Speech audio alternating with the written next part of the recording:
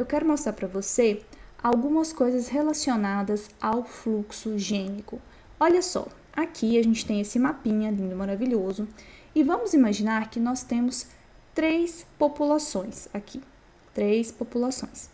e que cada uma dessas populações, elas têm composições genéticas distintas. Então, olha só, essa população 1 aqui, ela tem uma composição genética muito distinta da população 2, embora nós tenhamos alelos que sejam compartilhados, como por exemplo, esse alelo azul aqui é mais fosco, tá aqui, esse alelo azul escuro aqui também está aqui, e o verde, só que o marrom não está dentro dessa composição. E você pode observar que, embora a gente tenha essas variantes alélicas aqui presentes nessas populações, a frequência delas é diferente. Então, aqui nessa população 2, olha só, eu tenho uma frequência do alelo verde muito maior do que aqui na população 1. A frequência desse alelo é bem menor, certo? E aí, quando a gente olha para essa terceira população aqui, o que a gente observa? Nós observamos que a constituição genética em nada, absolutamente nada, se relaciona com as outras duas populações. A gente não tem nenhum compartilhamento de alelos, né? Nós não temos esse compartilhamento nem na população aqui 2 e nem na população 1, tá? Então, o que a gente pode olhar para isso aqui e interpretar? Isso aqui acontece na vida real. Eu estou trazendo para você olhar e, de repente, identificar, cara, o meu dado funciona desse jeito, tá? Acontecendo isso aqui. O que eu espero, né? O que eu posso fazer com isso? Então, tá bom, vamos lá. Olha só. Quando você tem esse tipo de padrão espacial, esse tipo de caracterização, o que a gente verifica é que há uma forte restrição ao fluxo gênico.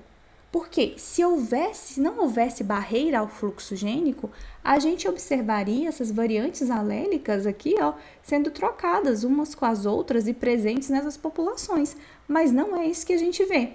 Então, quando nós verificamos que não há variantes alélicas compartilhadas ou há uma pequena porcentagem que é compartilhada, a gente identifica, então, uma restrição ao fluxo gênico. E o que seria essa restrição ao fluxo gênico que eu estou mostrando aqui no mapinha para vocês? Bom, eu posso ter uma barreira física aqui, um rio, por exemplo, uma montanha.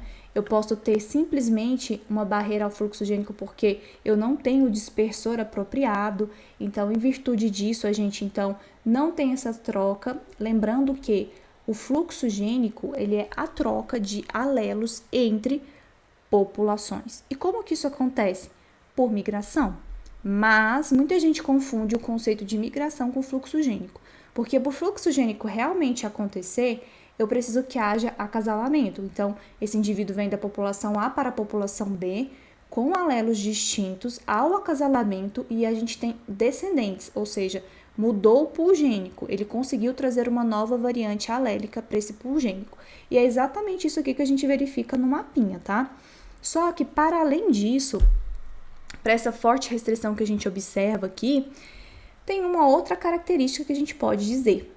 A gente tem uma heterogeneidade nesse padrão espacial da variabilidade genética não clinal.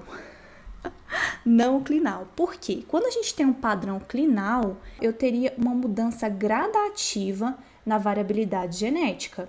E não é isso que nós estamos verificando aqui, não tem nada de gradativo. Se você avaliar bem, esses grupos que nós estamos observando aqui, eles têm uma quebra brusca na composição genética entre essas populações. Inclusive, aqui, observando o nosso mapa, a gente pode dizer que essas populações estão altamente estruturadas. Por quê?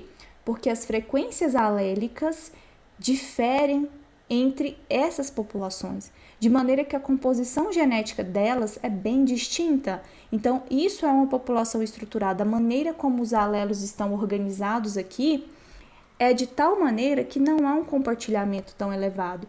Então, há uma estrutura genética presente nessas populações.